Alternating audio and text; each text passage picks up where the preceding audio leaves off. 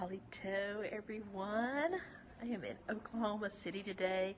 We don't make very many trips to Oklahoma City just because it's so far. It's a good little drive from where we live in East Texas, but my mama and I are up here today doing some research. She's got some family stuff that she's looking at, and I am doing Otis W leader, and I'm really excited. We're at OHS here, the Oklahoma Historical Society. They just have, I'm just blown away with all of the records and archives and stuff that they have. So I emailed with them a little bit whenever I started the project, but you know, there's just something about actually coming in to the archives and actually, talking to the archivist and, getting with them and getting on the computers and searching the catalogs and stuff and pulling boxes. So it's a different thing than when you're trying to do just online research. So I did that, and she pulled a couple boxes from me.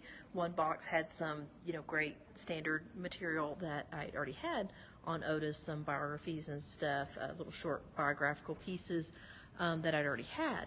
But actually the first box that I went through, I almost screamed. I almost squealed. I was just so excited. I found some pieces that I had not seen before, and they were around about Otis and his the car that Senator Patrick Hurley, who was an old friend of Otis's, had presented to him in 1958. He actually was going to send him on a trip to France, and Otis and his wife on a trip to France to revisit the battlefields and all, but because of Otis's health, he wasn't able to do that, so he got him a car instead. So that was always a great story. I'd read about that in newspapers and all, but the box that I went through, the file folder that I went through, was the actual correspondence of how that went down, who was involved, how much the car cost, just all kinds of really cool stuff. And as I was going through it, I haven't even read all the letters yet. So it's one of those things, you've got a dozen or so pieces and just taking pictures of them and digitizing them, and then I'll go through and read all of them later.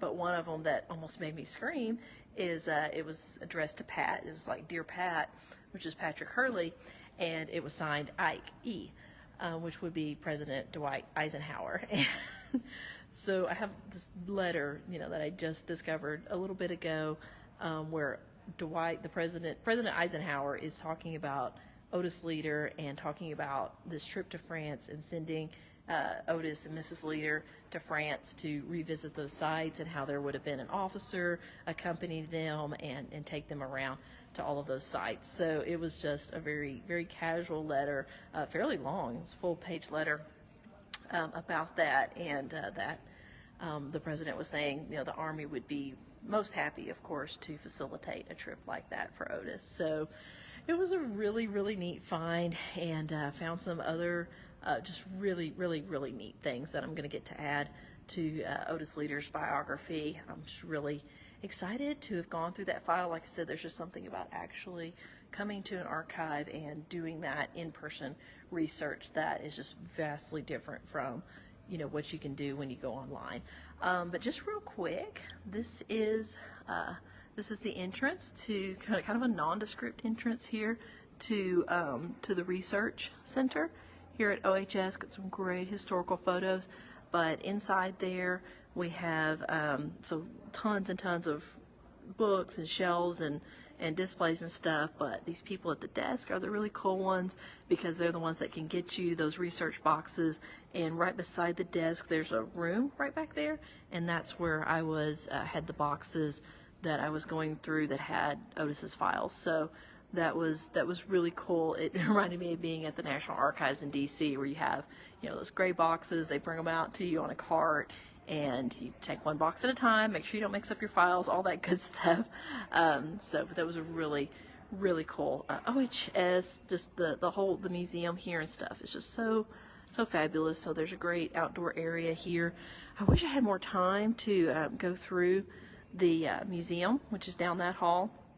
It is absolutely, it's just a phenomenal museum, and wish I had a little more time here. But we are meeting with some other folks this afternoon that hopefully be able to share more about that adventure. Is one of the main reasons why we're here. Everybody that's around Oklahoma City, I wish I could get together with more folks while I'm here, but we're going to be zipping right out this afternoon down to Holdenville, and I will do some more Facebook Live videos probably tomorrow at the different sites. I'm going to go to all the different places that were important in Otis's life. So where he was born, where, you know, the area he grew up, where he did business, had a ranch, and you know, I don't have all the like addresses and stuff where he was at, but just the general areas and the towns. And then we're going to go visit his grave. So hopefully some of you will be able to join in on that tomorrow, Wednesday. What month is this? August the 24th will be tomorrow.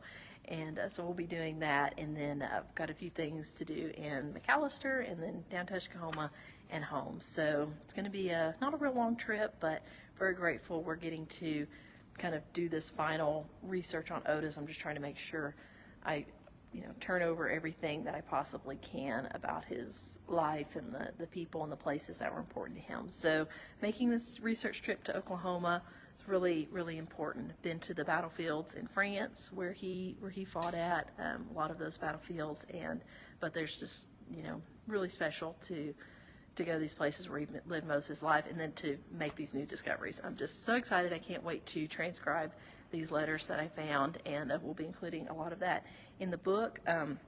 Just a quick tag on, you know, I am writing a biography on Otis W. Leader will be published with Chickasaw Press hopefully sometime next year, so I'll definitely be keeping everyone up to date on that. That's about it. Just wanted to introduce whoever's not been to OHS. Haven't been here in a long time, but it's a great facility and a great place to do research on anything pertaining to Oklahoma and the history of Oklahoma. Chickasaw, I will see everyone again soon.